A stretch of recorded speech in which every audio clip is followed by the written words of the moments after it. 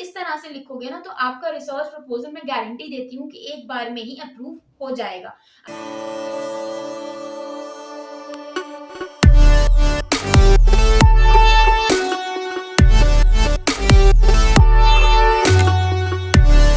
Hello बच्चों, welcome back to my channel. तो आज के इस वीडियो में हम बात करेंगे अबाउट रिसर्च प्रपोजल। हम ये जानेंगे कि रिसर्च प्रपोजल क्या होता है, इसकी क्या इंपॉर्टेंस है और सबसे जरूरी बात कि रिसर्च प्रपोजल हम लिखते कैसे हैं। तो आज मैं आपको बताऊंगी कि किस तरह से आप अपना रिसर्च प्रपोजल लिखें ताकि जब आप उसे प्रेजेंट करें तो एक ही बार में जो आपका प्रपोजल है वो सिलेक्ट हो जाए।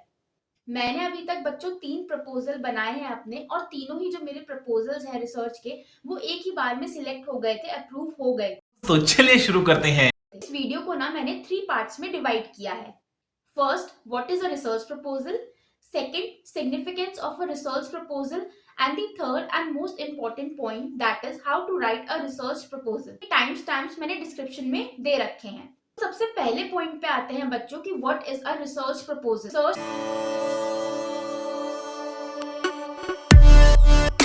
प्रपोजल जो होता है वो एक आपका ना ब्लूप्रिंट होता है आपकी रिसर्च का। आप क्या करोगे, कैसे करोगे, कब करोगे, वो सब आपको रिसर्च प्रपोजल के अंदर लिखना होता है। तो जिस तरह आप घर बनाने से पहले घर का एक नक्शा बनाते हो ना, तो उसी तरह से जब आप रिसर्च करते हो तो उससे पहले आप एक रिसर्च प्रपोजल लिखते हो, जिसमें कि आपकी रिसर्च से रिलेटेड जो भी इंफॉर्मेशन है वो उस प्रपोजल के अंदर होती है। और फिर यही प्रपोजल जो होता है बच्चों आप एथिकल कमेटी के सामने प्रेजेंट करते हो, और फिर वो आपके रिसर्च को अप्रूव करते हैं। The second point, that is the importance of research proposal.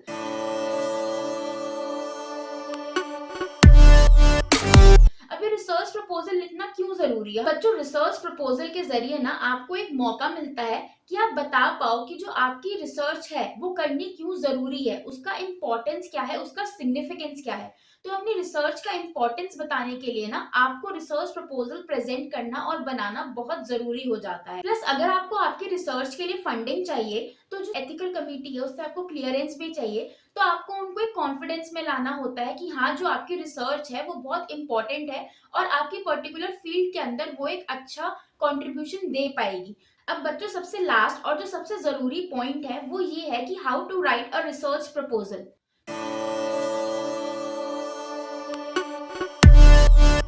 तो चाहे आपका टॉपिक ना कितना भी अच्छा हो, कितना भी इंटरेस्टिंग हो, बट अगर आपने रिसर्च प्रपोजल को अच्छे से प्रेजेंट नहीं किया है ना तो उसकी कोई वैल्यू नहीं है। आपके रिसर्च प्रपोजल का जो वे ऑफ राइटिंग है ना वो बहुत क्लियर होना चाहिए, टू द पॉइंट होना चाहिए और कंसिस्ट ऑफ 6 थिंग्स। सबसे पहला तो आपका टॉपिक आ जाता है, then the introduction, third is the review of literature और the ROL, then is the methodology, next references and then appendix. अब ना हम एग्जाम्पल के थ्रू ये सारे पॉइंट समझेंगे कि हमें इनमें कैसे कैसे लिखना होता है, क्या क्या इंफॉर्मेशन या क्या क्या सब हेडिंग्स इन हेडिंग्स के अंडर आती हैं। तो सबसे पहला है आपका टॉपिक। अब ऑब्वियसली आप किसी को भी अपनी रिसर्च के बारे में बताओगे तो आप सबसे पहले अपना टॉपिक ही बताओगे ना उनको। तो जो आपका टॉपिक है वो शॉर्ट होना चाहिए, क्लियर होना चाहिए, टू द पॉइंट होना चाहिए और सेल्फ एक्सप्लेनेटरी होनी चाहिए, उसमें कुछ फालतू की बकवास नहीं होनी चाहिए। अब इसको ना हम एक एग्जाम्पल के थ्रू समझते हैं। मान लो मैं एक रिसर्चर हूं और मुझे रिसर्च करनी है कि जो एडोलेसेंट्स हैं उनका सोशल मीडिया का इफेक्ट क्या पड़ता है उनकी फिजिकल एक्टिविटी के ऊपर।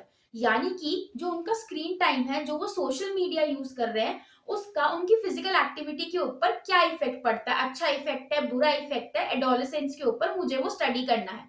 तो मेरा टॉपिक क्या होगा इसके ऊपर? तो मैं अपना टॉपिक कुछ इस तरह से फ्रेम कर सकती हूँ, that is examining the effects of social media on the physical activity of the adolescents। तो यहाँ पे तुम देख रहे हो मेरा जो एज ग्रुप जो मैं चूज कर रही हूँ दैट इज एडोलेसेंस, मैं किन दो चीजों के बीच में रिलेशन निकालना चाहती हूँ, that is the social media and the physical activity. तो वो सारे पॉइंट्स यहाँ पे कवर हो गए हैं। तो जो मेरा टाइटल है वो बहुत क्लियर है, शॉर्ट है और एक बार में पढ़ते ही समझ आ रहा है कि जो रिसर्च है ये किस चीज के ऊपर होने वाली है। Now the second heading is the introduction. तो आपको ना इंट्रोडक्शन अपना इस तरह से लिखना है कि जो सामने वाला इंडिविजुअल है ना उसको आपकी रिसर्च में इंटरेस्ट आए, वो भी क्यूरियस हो। तो इंट्रोडक्शन के अंदर ना आपकी 5 सब हेडिंग्स आती हैं। सबसे पहला है नीड ऑफ द स्टडी। आप ये बताते हो कि मेरी जो रिसर्च है वो क्यों इंपॉर्टेंट है, आप अपनी रिसर्च का ना इंपॉर्टेंस बताते हो। आपकी पर्टिकुलर फील्ड के अंदर वो स्टडी क्या ऐसा इंप्रूवमेंट ला देगी। Next is the research question. अब हमने नीड ऑफ द स्टडी के बाद क्या लिखना है, research question.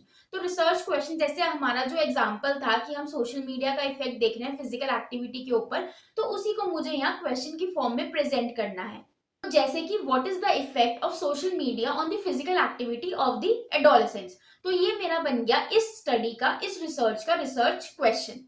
Then comes your hypothesis. तो हाइपोथेसिस में आप नल हाइपोथेसिस फॉर्म करते हो और फिर ऑल्टरनेट हाइपोथेसिस फॉर्म करते हो।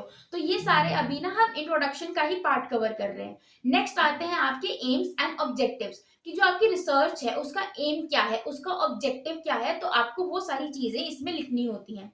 Then comes the operational definition. जैसे कि मेरा जो एग्जांपल चल रहा है यहाँ पे, उसमें जैसे सोशल मीडिया को मैंने डिफाइन किया कि मेरी रिसर्च के लिए जो सोशल मीडिया है उसकी डेफिनेशन ये है। मैं सोशल मीडिया में सिर्फ यूट्यूब और इंस्टाग्राम को ही मान रही हूँ। आपके लिए social media YouTube, Instagram, Twitter, Facebook ये सारी चीजें हो सकती हैं, बट मेरी रिसर्च में जो मेरी स्टडी है उसमें सोशल मीडिया यही चीज मैं मान के चल रही हूँ। फिर फिजिकल एक्टिविटी क्या है, एडोलेसेंस है, वो मैंने किस किस एज ग्रुप को माना है, किससे किस रेंज की एज ग्रुप को माना है, तो ये सारी मेरी रिसर्च की ऑपरेशनल डेफिनेशन है। तो ये सारा हो गया बच्चों रिसर्च प्रपोजल के इंट्रोडक्शन का पार्ट। अब हम जाते हैं थर्ड पॉइंट पे, that is the ROL, that is review of literature. तो रिव्यू ऑफ लिटरेचर के अंदर आप क्या करते हो कि आपके रिसर्च से रिलेटेड जितनी भी पास्ट में रिसर्चेस हुई है ना, आप उनके बारे में लिखते हो और उनको एनालाइज करते हो।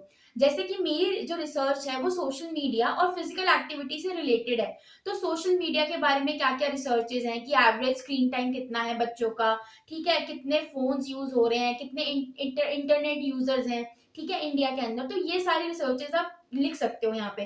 फिर फिजिकल एक्टिविटी का क्या इफेक्ट है, सोशल मीडिया का क्या इफेक्ट है, तो मतलब समझ लो जो भी आपका टॉपिक है उसके इर्द गिर्द जितनी भी रिसर्चेज हो रखी है ना, वो सब आपको यहाँ पे लिखनी है, उनका आपको यहाँ पे रिव्यू करना होता है। इसलिए इसका नाम है रिव्यू ऑफ लिटरेचर, कि आप पुराने लिटरेचर में जाके उसको रिव्यू कर रहे हो आपके रिसर्च से जो भी रिलेटेड है। तो in short review of literature में जो भी आपके रिसर्च से रिलेटेड आर्टिकल्स है ना पास्ट के, उनको आप रिव्यू करते हो और उनकी जो भी इंपॉर्टेंट इंफॉर्मेशन होती है ना वो आप यहाँ पे गैदर करते हो। अब बच्चों सबसे ज्यादा इंपॉर्टेंट जो स्टेप है वो है आपका मेथोडोलॉजी। इसमें आप बताते हो कि जो आपकी रिसर्च है ना वो आप कैसे करने वाले हो, आप कैसे कैसे आगे प्रोग्रेस करोगे अपनी रिसर्च के अंदर। तो ये जो है ना ये बहुत क्लियर होनी चाहिए और इन डिटेल होनी चाहिए। ये नहीं कि आपने एक चीज लिखी फिर सीधा आप बहुत आगे वाले स्टेप पे चले गए, नहीं, आपको स्टेप बाय स्टेप एक एक चीज अपनी मेथोडोलॉजी के अंदर बहुत अच्छे से और बहुत ही साफ शब्दों में आपको लिखनी होती है। इसके अंदर भी ना बहुत सारी सब हेडिंग्स आती हैं। सबसे पहली हेडिंग आती है आपकी नेचर ऑफ द स्टडी, कि जो आप रिसर्च कर रहे हो उसका नेचर क्या है, क्या वो एक्सपेरिमेंटल रिसर्च है, नॉन एक्सपेरिमेंटल रिसर्च है, नॉन एक्सपेरिमेंटल है, क्वासी एक्सपेरिमेंटल है, ऑब्जर्वेशनल है, केस स्टडी है। तो आपकी रिसर्च का जो भी नेचर है आप वो यहाँ पे स्पेसिफाई करते हो इन 1 और 2 वर्ड्स, राइट। नेक्स्ट आपका आता है स्टडी पॉपुलेशन, यानी कि आप किस पॉपुलेशन के ऊपर अपनी रिसर्च कर रहे हो। तो जैसे मैंने जो एग्जांपल लिया है यहाँ पे, वहां पे मेरा जो एज ग्रुप है वो है एडोलेसेंस का। नेक्स्ट पॉइंट आता है बच्चों यहाँ पे सैंपल साइज। तो बेसिकली सैंपल साइज क्या है कि आप कितने लोगों के ऊपर रिसर्च कर रहे हो, 70, 140, 200, 300। अब सैंपल साइज जो है वो आप डिफरेंट डिफरेंट सॉफ्टवेयर यूज करके निकाल सकते हो, जैसे कि एग्जांपल जी पावर एनालिसिस का सॉफ्टवेयर है, वो यूज करके आप अपना सैंपल साइज कैलकुलेट कर सकते हो। नेक्स्ट पॉइंट जो है बच्चों under methodology is the sampling criteria. अब सैम्पलिंग क्राइटेरिया में दो चीजें आती हैं, एक होता है इंक्लूजन क्राइटेरिया और दूसरा होता है एक्सक्लूजन क्राइटेरिया। बेसिकली इसमें क्या होता है ना कि आप जो रिसर्चर हैं वो एलिजिबिलिटी डिसाइड करते हैं जो आपकी ऑडियंस आ रही है, ठीक है। जैसे कि इसमें इंक्लूजन क्राइटेरिया है, एक्सक्लूजन क्राइटेरिया है। अब फॉर एग्जांपल अगर मैं अपनी स्टडी का ही एग्जांपल यहाँ पे कंटिन्यू करूँ, तो मैंने अपना इंक्लूजन क्राइटेरिया क्या बनाया कि मेरी रिसर्च में जो है सबसे पहले तो वो एडोलेसेंस होना चाहिए। मैं मेल फीमेल दोनों को यहाँ पे रिसर्च करूंगी उनके ऊपर, ठीक है। वो स्मार्टफोन यूजर होने चाहिए, ठीक है। ये मेरे 3 इंक्लूजन क्राइटेरिया हैं। एक्सक्लूजन क्राइटेरिया मेरा ये हो सकता है कि वो इंडिविजुअल जिसको फोन चलाना ना आता हो वो मेरी रिसर्च में ना आए, या फिर जो एडोलेसेंस नहीं है वो मेरी रिसर्च में ना आए, कोई किसी को कोई बीमारी है कुछ, वो मेरी रिसर्च में नहीं आ सकते। तो ये मैंने 2 कैटेगरीज बना दी है ना कि ये पॉइंट्स हैं तो आप मेरी रिसर्च में आ सकते हो और ये पॉइंट्स हैं तो आप मेरी रिसर्च में नहीं आ सकते। तो मतलब आप एक लेवल क्रिएट कर रहे हो कि कौन कौन मेरी रिसर्च में आएगा और कौन कौन मेरी रिसर्च में नहीं आएगा, दूर रहेगा मेरी रिसर्च से। ठीक है, तो ये आप एक सैम्पलिंग क्राइटेरिया बनाते हो। नेक्स्ट आता है बच्चों आपका आउटकम मेजर, यानी कि जो चीज आप आउटकम मेजर कर रहे हो उसको क्वांटिफाई करने के लिए आप क्या चीज यूज कर रहे हो। अब एग्जाम्पल से समझते हैं इसको। जैसा हमारा एग्जाम्पल था कि मैं सोशल मीडिया का इफेक्ट देख रही हूँ on the physical activity of the adolescence. ठीक है, तो यानी कि मेरा आउटकम क्या मैं आउटकम लेके चल रही हूँ यहाँ पे फिजिकल एक्टिविटी। अब फिजिकल एक्टिविटी जो कि एडोलेसेंस हैं उनको मेजर करने के लिए मैं कोई स्केल ले सकती हूँ, मैं कोई क्वेश्चनियर ले सकती हूँ, मैं कोई उनसे फिजिकल टेस्ट परफॉर्म करवा सकती हूँ। Next is the material required. अब आपको आपकी जो ये इतनी बढ़िया रिसर्च कर रहे हो इसमें आपको क्या क्या मटेरियल चाहिए, ठीक है, वो सब आप मटेरियल रिक्वायर्ड में लिखते हो। तो आपने यहाँ तक ये सारे पॉइंट्स लिखे, अब आप लिखते हो प्रॉपर एक प्रोसीजर अपना।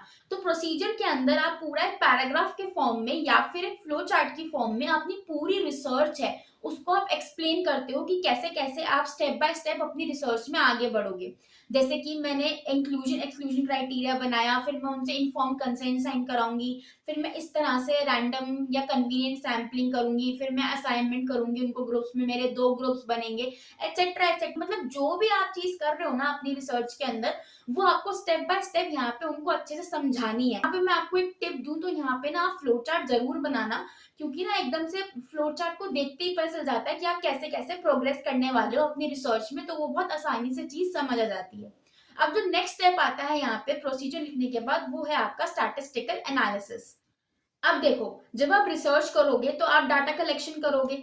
अब उस डाटा को आपको एनालाइज भी तो करना पड़ेगा, तभी तो आप रिजल्ट निकालोगे। तो डिपेंडिंग अपॉन योर रिसर्च कि आपकी किस तरह की रिसर्च है, एक्सपेरिमेंटल, नॉन एक्सपेरिमेंटल, किस तरह की आपकी रिसर्च है, उसके हिसाब से ना आप स्टैटिस्टिकल सॉफ्टवेयर्स का यूज करते हो, जैसे कि T test, ANOVA, Karl Pearson coefficient, correlation etcetera. तो ये सब चीजें आप यूज करते हो। तो यहाँ पे आप ये मेंशन करते हो कि आप कौन सा वाला स्टैटिस्टिकल टेस्ट यूज करोगे अपने रिजल्ट को एनालाइज करने के लिए। अब नेक्स्ट यहाँ पे आप लिखते हो बच्चों रेफरेंसेस। तो रेफरेंसेस जो है वो आपके या तो वो एपीए साइटेशन या वैंकोवर या फिर जो भी आपको बोला गया हो उसके हिसाब से आप साइट करते हो। एंड जो लास्ट पॉइंट यहाँ पे आता है वो है आपका अपेंडिक्स। तो अपेंडिक्स में ना आप सारे फॉर्म्स लगाते हो, जैसे कि इन्फॉर्म कंसेंट का आप एक फॉर्म बनाते हो, वो आप अटैच करते हो।